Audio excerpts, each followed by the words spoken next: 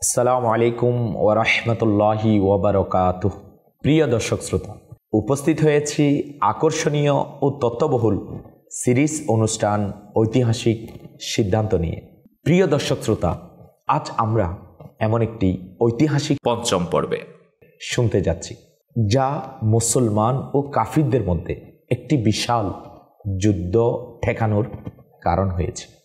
এমন একটি সিদ্ধান্ত যা বহু সাহাবাই কেরাম আলাইহিম রিদওয়ানগণের জন্য আশ্রয়স্বরূপ হয়েছিল এবং মুসলমানদের শক্তি বৃদ্ধির কারণ হয়েছে।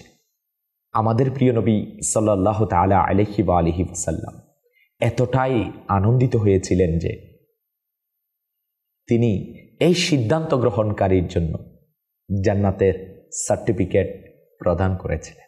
এটি ছিল এক সৌভাগ্যবান সাহাবী রাসূল রাদিয়াল্লাহু তাআলা আনহুর সেই ঐতিহাসিক সিদ্ধান্ত, যখন কঠিন পরিস্থিতিতে তিনি মুসলমানদের অর্থনৈতিক সহায়তা প্রদান করেছিলেন।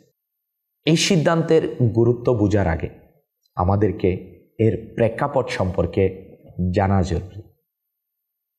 প্রিয় দর্শক শ্রোতা, আরবে এক খ্রিস্টান পরিবার ছিল, যারা রোমের সম্রাট কাইসারে রোমের অধীনে শাম দেশের শাসন পরিচালনা করত। একবার কাইসারে রোম এই পরিবারকে ব্যবহার করে মদিনাতুল মুনাওয়ারাতে আক্রমণ করার পরিকল্পনা করল। শাম দেশের কিছু ব্যবসায়ী, যারা তাদের পণ্য বিক্রি করার জন্য মদিনা শরীফ জাদাহাল্লাহু শারাফাও ওয়া তাযীমাতে আসতেন, তারা নবী করিম রউফুর রহিম সাল্লাল্লাহু তাআলা আলাইহি ওয়া আলিহি ওয়াসাল্লামকে এই আক্রমণের সংবাদ দেন। তারা জানান যে কাইসারে রোমের শাসনাধীন এলাকায় বিশাল এক বাহিনী প্রস্তুত করা হয়েছে।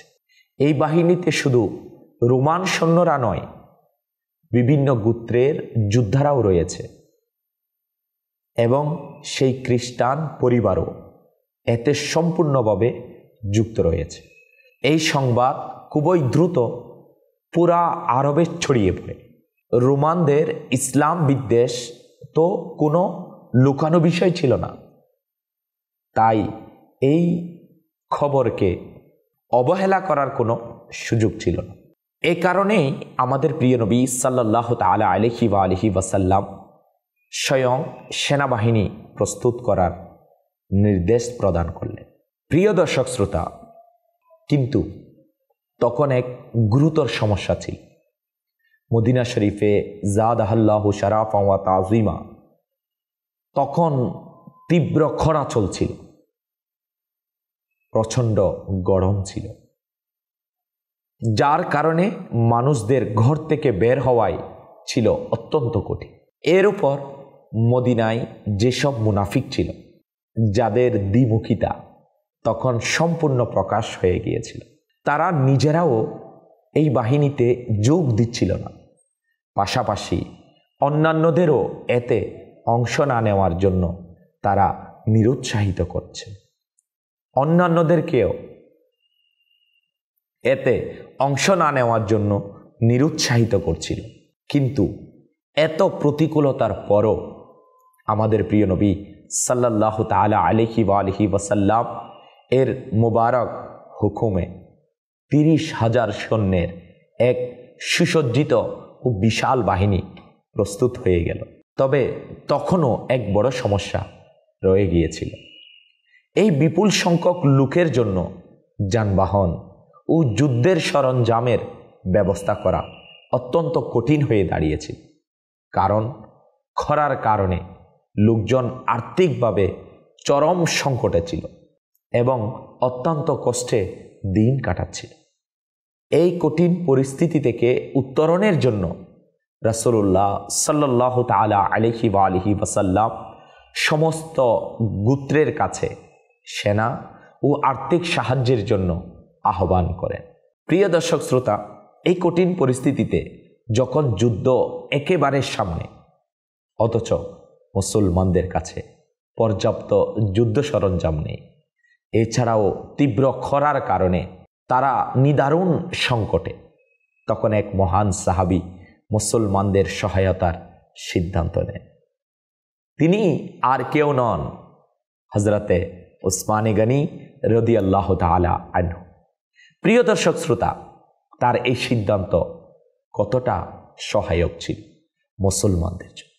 আর আমাদের প্রিয় নবী সাল্লাল্লাহু তাআলা আলাইহি ওয়া আলিহি ওয়াসাল্লাম এতে কতটা খুশি হয়েছিলেন। হাদিসে পাকের বর্ণনায় এসেছে, হযরতে আব্দুর রহমান বিন খাব্বার রাদিয়াল্লাহু তাআলা আনহু ইনি বলেন, আমি তখন রাসূল পাক সাল্লাল্লাহু তাআলা আলাইহি ওয়া আলিহি ওয়াসাল্লাম এর খিদমতে উপস্থিত ছিলাম, যখন তিনি মুসলমানদের সাহায্যের জন্য উদ্বুদ্ধ করছিলেন।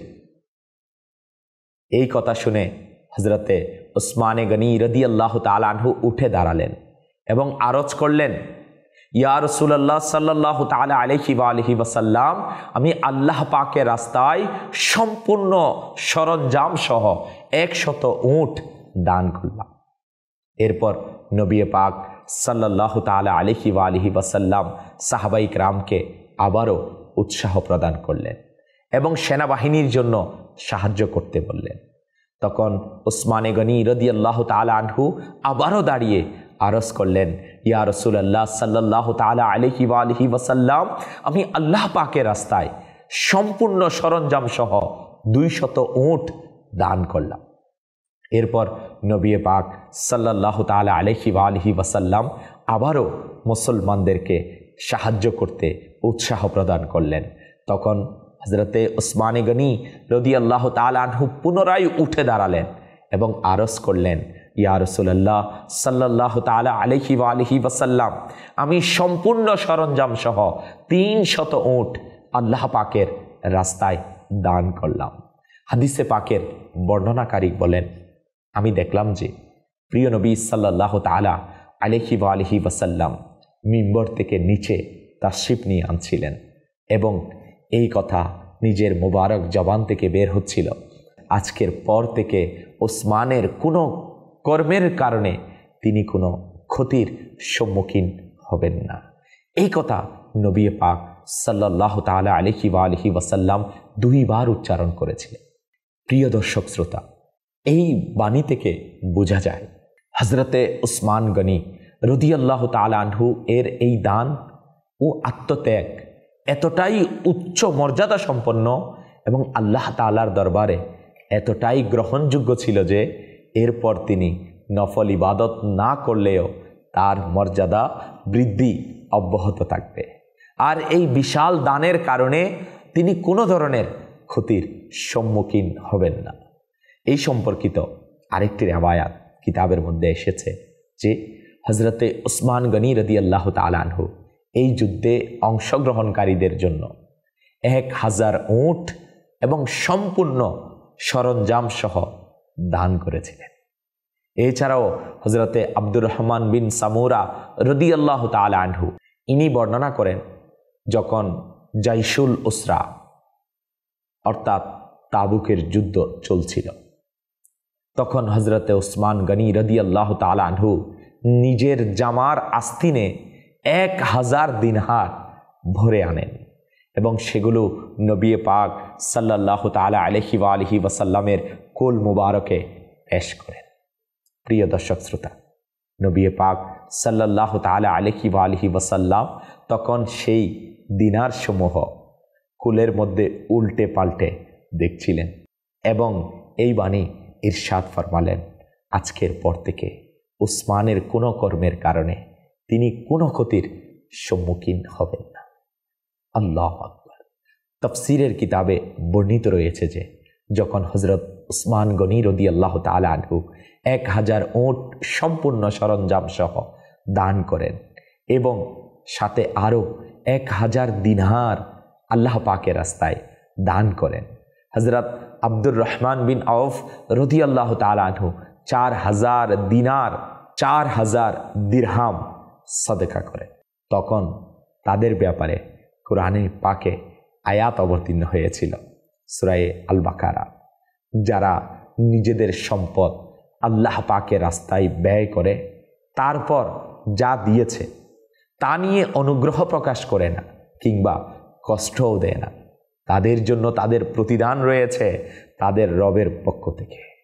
তাদের উপর না কোনো ভয় আসবে, না তারা চিন্তিত হবে। প্রিয় দর্শক শ্রোতা, শুধু হযরতে উসমানে গনি রাদিয়াল্লাহু তাআলা আনহুই নন, বরং অন্যান্য সাহাবাই کرام আলাইহিম রিদওয়ানগণ তাদের সামর্থ্য অনুযায়ী এই দানের মধ্যে অংশ নিয়েছিলেন। এমনকি মহিলারাও নিজেদের গহনা খুলে এনে নবী করিম সাল্লাল্লাহু তাআলা আলাইহি ওয়াসাল্লামের দরবারে পেশ করার সৌভাগ্য অর্জন করেন। তবে হযরতে উসমানে গনি রাদিয়াল্লাহু তাআলা আনহু এত বিপুল পরিমাণ সাহায্য করেছিলেন যে মুসলমানদের সেনাবাহিনী ব্যাপকভাবে শক্তিশালী হয়ে ওঠে। এখন প্রশ্ন হলো, এর ফলাফল কি হলো? হ্যাঁ প্রিয় দর্শক শ্রোতা, এখন পর্যন্ত নবী করিম সাল্লাল্লাহু তাআলা আলাইহি ওয়াসাল্লাম এর যুদ্ধনীতি ছিল অত্যন্ত গোপনীয়। তিনি এমনভাবে যুদ্ধের প্রস্তুতি নিতেন যে শেষ মুহূর্ত পর্যন্ত সৈন্যদেরও জানা থাকত না কোথায় এবং কোন দিকে যেতে হবে। কিন্তু এই যুদ্ধের সময় নবী করিম সাল্লাল্লাহু তাআলা আলাইহি ওয়াসাল্লাম সম্পূর্ণ ভিন্ন কৌশল গ্রহণ করলেন। এবার সমস্ত প্রস্তুতি প্রকাশ্যে সম্পন্ন হলো এবং অগ্রিম ঘোষণা করা হলো যে যুদ্ধ তাবুকের ময়দানে সংগঠিত হবে। প্রিয় দর্শক শ্রোতা, তাবুক হলো এক স্থান যা মদিনাতুল মুনাওয়ারা থেকে 14 দিনের দূরত্বে অবস্থিত এবং এটি মদিনাতুল মুনাওয়ারা, জাদাহাল্লাহু শারাফা ওয়া তাযীমা ও শাম এর মধ্যবর্তী অঞ্চলে পড়া একটি ময়দান। এই যুদ্ধ এমন এক সময় হয়েছিল যখন প্রচণ্ড খরা চলছিল, দীর্ঘ পথ অতিক্রম করতে হতো, তীব্র গরম ছিল, পর্যাপ্ত বাহন ছিল না, খাবার ও পানীয়র সংকট ছিল, সৈন্যের সংখ্যাও ছিল বিশাল। এইসব কষ্টের পরিস্থিতির কারণে এই যুদ্ধকে সংকটপূর্ণ যুদ্ধ বলা হয়।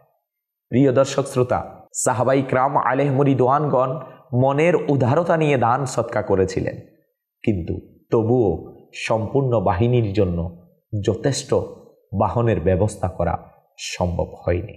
ফলে অনেক সাহসী মুসলমান শুধুমাত্র বাহনের অভাবে এই জিহাদে অংশগ্রহণ করতে পারেননি। তারা নবী পাক সাল্লাল্লাহু তাআলা আলাইহি ওয়াসাল্লামের দরবারে উপস্থিত হয়ে বাহনের জন্য আবেদন পেশ করলেন। কিন্তু যখন রাসূল পাক সাল্লাল্লাহু তাআলা আলাইহি ওয়াসাল্লাম ইরশাদ ফরমালেন, আমার কাছে বাহন নেই, তখন তাদের দারিদ্রতার কারণে কষ্টে বুক ফেটে যেতে লাগলো। তারা কান্নায় ভেঙে পড়লেন, তাদের চোখ বয়ে অশ্রু দ্বারা গড়িয়ে পড়ল। এই হৃদয় বিদারক দৃশ্য দেখে নবী পাক সাল্লাল্লাহু তাআলা আলাইহি ওয়াসাল্লাম এরও দয়া ও করুণা এসে গেল। আল্লাহ পাক পবিত্র কুরআনুল কারীমে ইরশাদ ফরমালেন, আর তাদের কোনো দোষ নেই যারা আপনার কাছে এসেছিল যাতে আপনি তাদের বাহন দেন, আর আপনি বললেন আমি তোমাদের বাহনের ব্যবস্থা করতে পারি না। তখন তারা দুঃখ ভরাক্রান্ত হয়ে ফিরে গেল আর তাদের চোখ অশ্রু সজল হয়ে গেল। এই দুঃখে যে তাদের কাছে ব্যয় করার মতো কিছুই নেই। প্রিয় দর্শক শ্রোতা, অবশেষে নবী পাক সাল্লাল্লাহু তাআলা আলাইহি ওয়াসাল্লাম 30,000 সাহাবীর বিশাল বাহিনী নিয়ে তাবুকের উদ্দেশ্যে রওনা হলেন। মদিনা শরীফের জাদাহাল্লাহু শারাফা ওয়া তাযীমা এর আভ্যন্তরীণ কার্যক্রম পরিচালনার জন্য তিনি হযরত আলী কারামাল্লাহু তাআলা ওয়াজহুল করিমকে নিজের স্থলাভিষিক্ত খলিফা নিযুক্ত করেন। প্রিয় দর্শক শ্রোতা, যখন নবী পাক সাল্লাল্লাহু তাআলা আলাইহি ওয়াসাল্লাম তাবুকের নিকট পৌঁছালেন, তখন তিনি সাহাবাই کرام আলাইহিম রিদওয়ানগণকে উদ্দেশ্য করে বললেন, ইনশাআল্লাহুল করিম আগামীকাল তোমরা তাবুকের ঝর্ণার কাছে পৌঁছাবে, তবে কেউ আগে পৌঁছালে সে যেন পানিকে স্পর্শ না করে। যখন রাসূল পাক সাল্লাল্লাহু তাআলা আলাইহি ওয়া আলিহি ওয়াসাল্লাম সেখানে পৌঁছালেন, তখন ঝর্ণাটি খুবই ক্ষীণ ধারায় প্রবাহিত হচ্ছিল। মাত্র জুতার ফিতার সমান পানি ছিল। তিনি একটু পানি আনতে বললেন, তাতে হাত মুখ ধুয়ে নিলেন ও কুলি করলেন এবং অতঃপর সাহাবাদের আদেশ দিলেন, এই পানি ঝর্ণার মধ্যে ঢেলে দাও। যখন সেই পানি ঝর্ণায় ঢালা হলো, তখন হঠাৎ প্রবল ধারায় ঝর্ণা প্রবাহিত হতে লাগলো।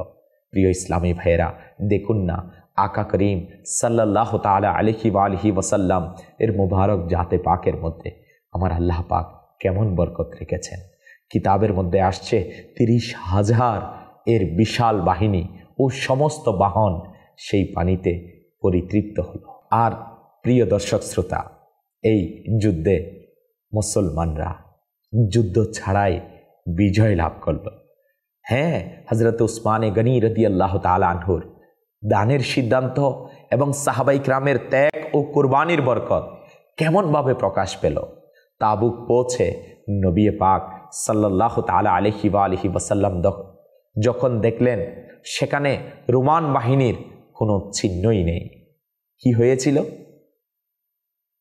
রোমানদের গুপ্তচরেরা যখন সম্রাট কাইসারকে খবর দিল যে রাসূলুল্লাহ সাল্লাল্লাহু তাআলা আলাইহি ওয়া আলিহি ওয়াসাল্লাম 30,000 সৈন্য নিয়ে তাবুকের দিকে আসছেন, তখন আল্লাহ পাক রোমানদের অন্তরে মুসলমানদের প্রতি প্রবল ভীতি সৃষ্টি করে দিলেন। ফলে তারা যুদ্ধ করার সাহস হারিয়ে ফেলল এবং ঘর থেকে বেরই হলো না। নবী পাক সাল্লাল্লাহু তাআলা আলাইহি ওয়া আলিহি ওয়াসাল্লাম 20 দিন তাবুকেই অবস্থান করলেন। চারিদিকে ইসলামী বাহিনী প্রতাপ দেখিয়ে এবং কাফিরদের মনে ইসলামের সেই সৈন্যবাহিনীর ভয় সৃষ্টি করে তিনি মদিনা শরীফে ফিরে এলেন। ফলে এক বিশাল যুদ্ধ সংগঠিত হওয়া থেকে বেঁচে গেল। প্রিয় দর্শক শ্রোতা, আজকে আমরা তাবুক যুদ্ধের সেই ঐতিহাসিক ঘটনা এবং সিদ্ধান্ত শ্রবণ করেছি। আজকের পর্ব এখানেই শেষ করছি। আগামী পর্বে আবারও দেখা হবে এক নতুন ঐতিহাসিক সিদ্ধান্তের সাথে। সল্লু আলাল হাবিব সাল্লাল্লাহু তাআলা আলা মুহাম্মদ সাল্লাল্লাহু তাআলা আলাইহি ওয়া আলিহি ওয়াসাল্লাম।